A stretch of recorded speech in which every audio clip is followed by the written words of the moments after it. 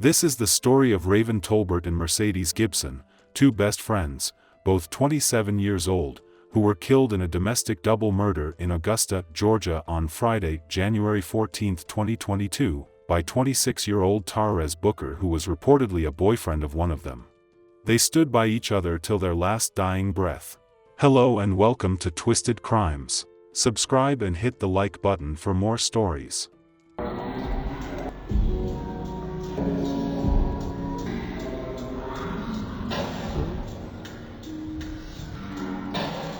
By the river, brick.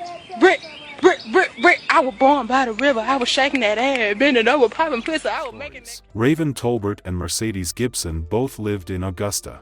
They were best friends who had known each other since high school. They met at Glen Hills High School, where they both attended and graduated. They had a lot in common. They were both mothers of young children, they both loved music and dancing, and they both had bright personalities and big smiles. Raven was the mother of 3 children. She worked as a cashier at a gas station and was studying to become a nurse. She wanted to provide a better life for her kids and herself. She was a caring and loving mother, who always put her children first. She was also a fun and outgoing person, who enjoyed singing, dancing, and making people laugh. She had a beautiful voice and a contagious smile. Mercedes was the mother of 2 children. She worked as a home health aide and was passionate about helping others.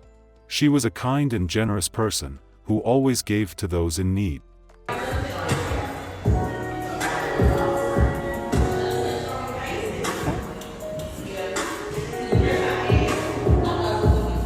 She was also a lively and adventurous person, who loved traveling, exploring, and trying new things.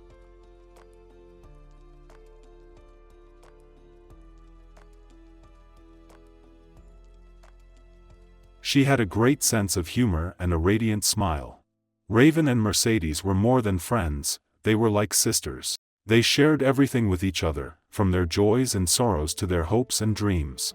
They supported each other, encouraged each other, and protected each other.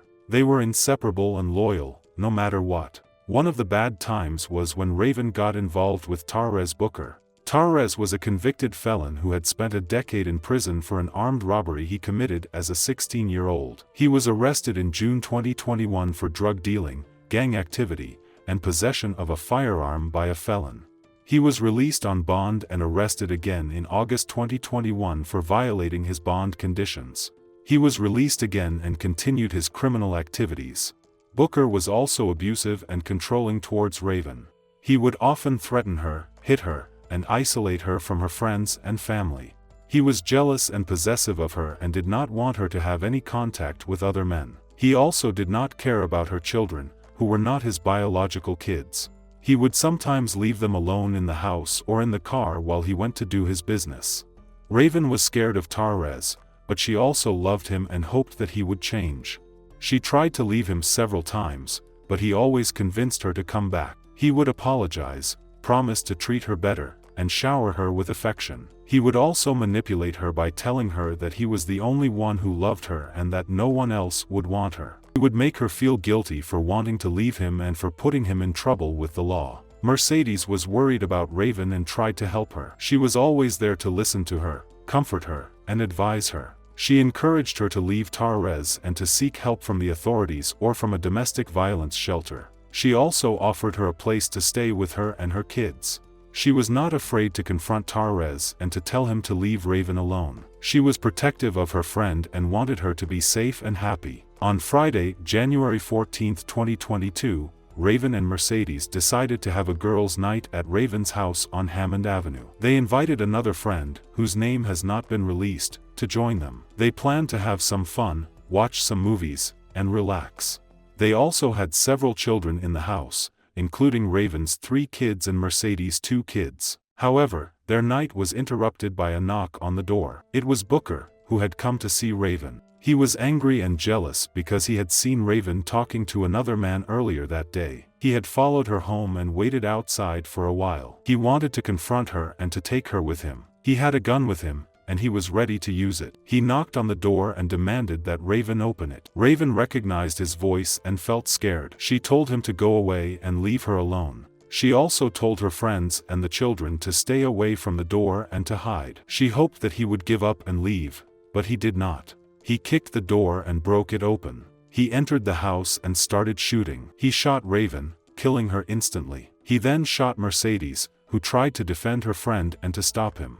She threw a lamp at him and screamed at him to stop. He shot her in the chest and she fell to the floor. He also shot their other friend, who was wounded but survived. She was hiding behind the couch and tried to call 911. He shot her in the arm and she dropped the phone. He did not care about the children, who witnessed the horror and ran for their lives. Some of them ran to the neighbors and asked for help. Some of them hid in the closets and under the beds. He then fled the scene, leaving behind a bloody massacre. The police arrived shortly after and found the 2 victims dead on the scene. They also found the 3rd victim, who was taken to the hospital and expected to recover. They also found the children, who were unharmed but traumatized. They comforted them, questioned them, and took them to a safe place.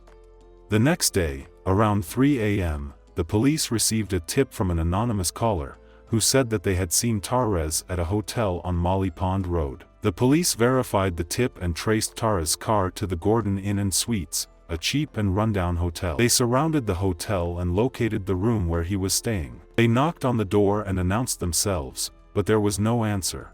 They heard a single gunshot from inside the room. They called the SWAT team, who arrived shortly after and entered the room with a battering ram and a flashbang. They found Tarrez dead from a self-inflicted gunshot wound. An end to gun violence still top of mind in Richmond County after a double homicide over the weekend. 2 27-year-old mothers shot and killed in front of their own children. News 12's Sloan O'Cone spoke with friends who say the women were best friends. Raven Tolbert and Mercedes Gibson had the type of friendship everyone looks for. Their friends say from being great mothers to facing hardships, they did it together or alongside one another. They were each other's backbone and saw their friendship through to the very end. Now, outside the home, the mailbox is open and full. Crime scene tape lays on the ground, and their kids' toys are scattered across the lawn, showing the impact an impulse can have. Commissioner Dennis Williams says searching for answers is not easy. It's not a whole lot that the system can do to eliminate the problem, because the problem lies in individuals' heart.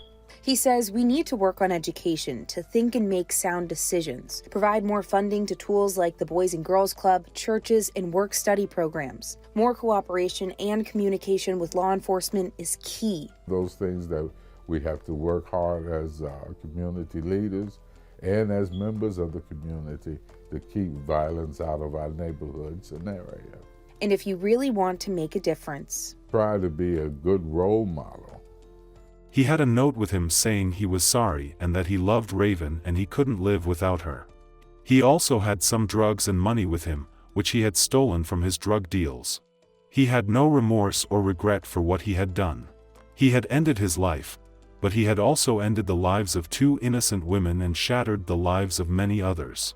The families and friends of the victims were left in shock, grief, and anger. They mourned the loss of their loved ones and demanded justice for them. They held a candlelight vigil on January 16, 2022, at the site of the crime. They lit candles, released balloons, and shared memories of the 2 women. They also prayed for their souls and for their children, who survived the shooting but were traumatized by it. Our deepest condolences to the families of Raven Tolbert and Mercedes Gibson. May their souls continue to rest in peace.